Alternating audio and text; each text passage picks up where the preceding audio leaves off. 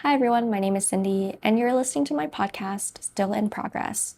This is a casual space where I reflect on my MD-PhD journey, talk about academia, but also just share whatever's been on my mind that week. Sometimes I'll bring along a friend and we'll chat about their academic journeys, but most of the times it will just be me. The topic of today that I will be talking about is the pros and cons of doing an MD-PhD in New York City. And this topic came to me because my MD-PhD program had just released admissions decisions. And so while I'm not, necessarily super involved with Revisit and talking to prospective students, I am pretty happy to talk to prospective students. And I was just in a conversation with one and I got to share a little bit about my experience so far. And one of the questions that he had asked me was what it was like being an MD-PhD student in New York. A little fun fact about me, and I think I've talked about this elsewhere on my YouTube channel, is that in the very beginning, I actually did not want to live in New York City. This is actually the last place that I want to do an 8-year program in. I know it's a lot of people's dreams to live in New York City. Also, I realized being in New York City, doing a grad program in New York City, living in New York City is a dream for many, many people. Like the reaction I get when I tell people, oh, I'm doing a program in New York City or I live in New York City, the reaction is usually, wow, you live in New York City, how do you like it? I can tell that, they find it really fascinating. But for me, in the context of like potentially doing an 8-year program here, this was not my first choice. At the time, I was actually deciding between this school, an upstate New York school, and also school in the Midwest. And I really, really wanted to go to the Midwest. For some reason, I just envisioned my late 20s and 30s being someone who had a car, lived in the suburbs, and that is not what my life currently looks like. And also just keeping in context my previous experiences of living alone. Like I went to college at Cornell, which is a rural college town. And then after that, I did my gap years in New Haven, which is a city, I guess, but also not really. Compared to New York, New Haven is like, I don't know, a small town. And honestly, I loved Ithaca. Like people complained about how rural Cornell is back when I was there, and I kind of get it, but at the same time, I loved it. If I could in the future, I would live there. I would practice medicine there. I absolutely loved everything about Ithaca. And I think I ended up liking New Haven a lot too. And so like the idea at the time when I was deciding on schools and the idea of potentially living in a big city like New York City was just kind of like terrifying to me. And I also like knew who I was, right? Like first off, it was really important to me to be able to live alone. And in New York, that's a little bit harder. And to this day, I still have roommates. New York City is also kind of an overwhelming city. It's crowded, it's busy. And I just like wasn't so sure that I would really like that. And honestly, for the first, I don't know, like 2 or 3 years, I did not like New York City at all. But all of these things are things I got used to over time. My perspective has since changed. And now that it's been some time, I really do enjoy living here. It just took me a long time to get to this kind of mindset. But I know when I have to leave New York one day, I will be sad. I will be sad to leave this place.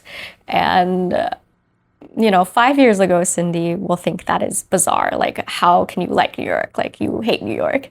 But no, the city has really grown on me. I'm enjoying my life now. And so that's why I thought this would be a fun topic to talk about, especially since I have the perspective of, this was never my dream. I never really wanted to live here. I went from hating it to now enjoying it. I think loving it is maybe a little bit too strong, but we'll leave it at the fact that I will miss it when I move out. But with any city, there are pros and cons. I want to talk about all of that today. The first pro that I have written down is people visiting you. And this was the thing I clung on to when I was really not enjoying living here.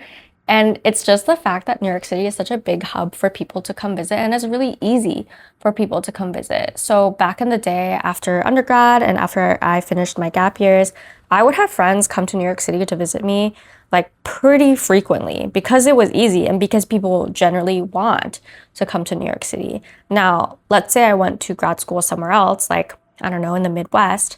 I feel like people are a little less inclined to visit like a college town or something like that in the Midwest versus New York. And so I definitely think it's a pro to live in such a hub and people are excited to come to the city, and so you can like keep in contact with them. Like, it definitely makes it easier. So that's pretty simple, but actually that was a thing that I clung on to in the very beginning when I felt like, oh my gosh, like I'm so overwhelmed by New York. I'm so lonely. I don't know, like being able to see my sister, my undergrad friends, and friends from my gap year in those early days when I was just feeling so lonely living in New York was definitely like a bright spot. But I will also say this pro is also a little bit of a con in the sense that I think the fact that New York is such a hub, there's so many people, is also one of the reasons why my personal experience was so lonely in the beginning when I started my MD-PhD program. So for example, at Cornell, it's super rural, like no one really goes up there. And so really the only thing you can do is hang out with your friends and build connections and build community. Whereas now, like in grad school, I feel like that's really not the case. It's almost like everyone in my grad program like really already knew someone else living in New York. And so if you didn't also already have a community in New York, it was like a pretty lonely and isolating experience. And then I just felt like every weekend, like even the beginning of the school year, everyone already had plans. And it's like usually plans with people they already knew. And so they weren't particularly, I guess, motivated to try to build community within the grad program itself. And for the most part, I actually still think that is true. And it's just that with time, I've managed to identify people who also like wanted to build community. And so I just built community with them. And so this was something that kind of resolved with time and as I got to know more people. But in the beginning, it definitely felt very isolating because it kind of felt like, oh, everyone already knows somebody and, you know, they're less open or willing to, I guess, get to know you. And now on to the next pro of doing grad school in New York City, and that is that there is a lot to do in New York. And I think that's why people want to come here for grad school. Like, it is like objectively a very exciting city. And just off the top of my head, like Broadway, is fun. There's so many museums. There's always activities and events. There's always, I guess, fun shopping, pop-ups, bars, food, lots of food, like great restaurants. And so I can see why that would be kind of like an attractive factor to someone considering coming to school in New York City. But I will also say as a grad student, you are limited in the funds, and a lot of things in New York City requires funds. Now, that is not to say you can't find like a more budget-friendly way to do things. So for example, for Broadway, there's like Broadway 2 for 1 week, and you can take advantage of that, grab a friend, and go to Broadway for like half the price.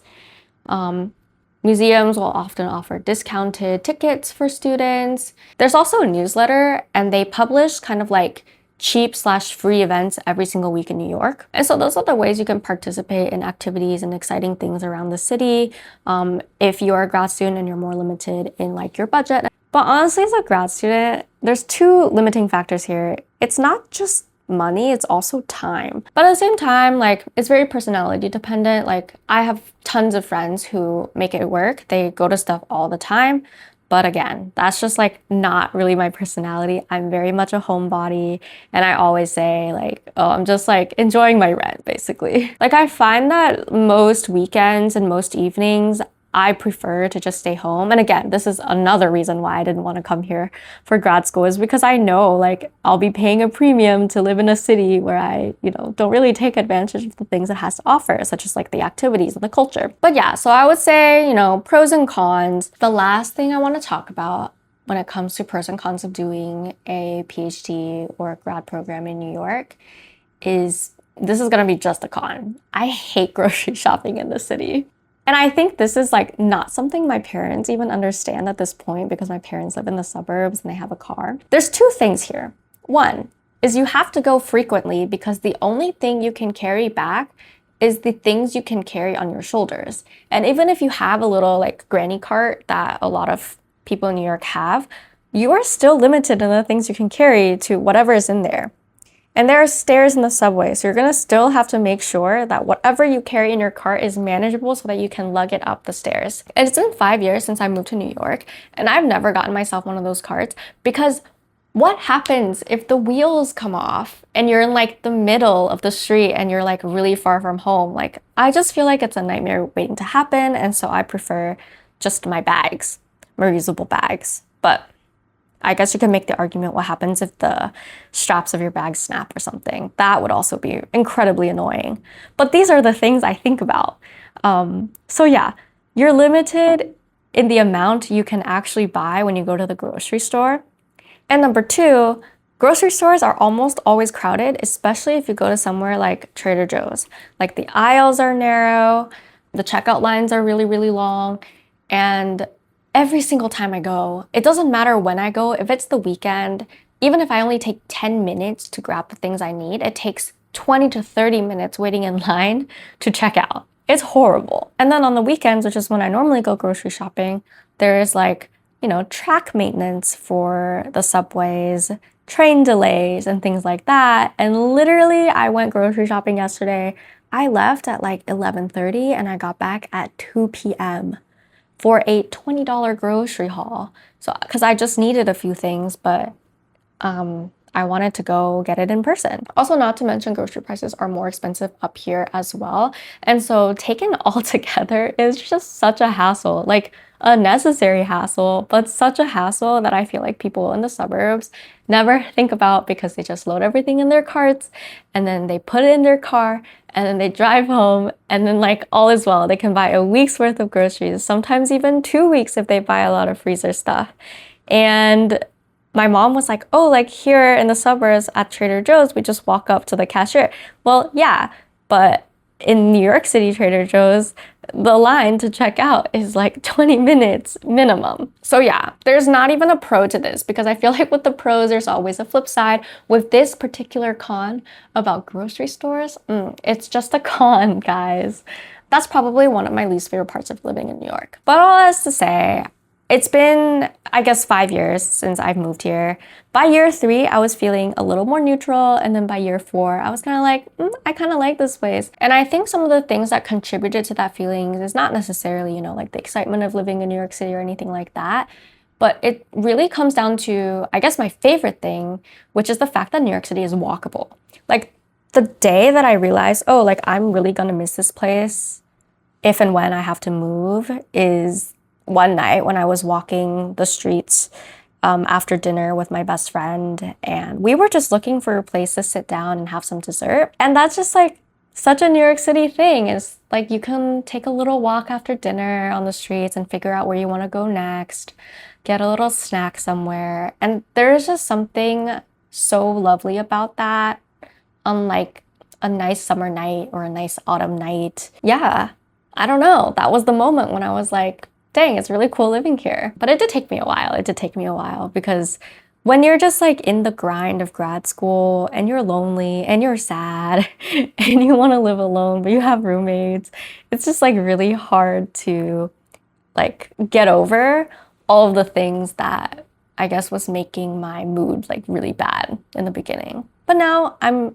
thankfully in a happier place, enjoying the city, enjoying life, and like grateful for this experience, honestly. And I will say this is kind of an experience of a lifetime. Like I do think realistically one day I will move out of the city, but it'd be really cool to look back on this era in my life and be like, oh yeah, like I lived in New York City once when I was younger. And so yeah, I think that's all I have to say about the topic.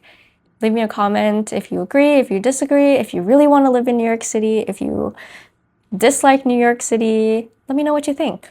Hope you guys enjoy hanging out with me in the podcast episode today, and I'll see you guys in the next one. Bye!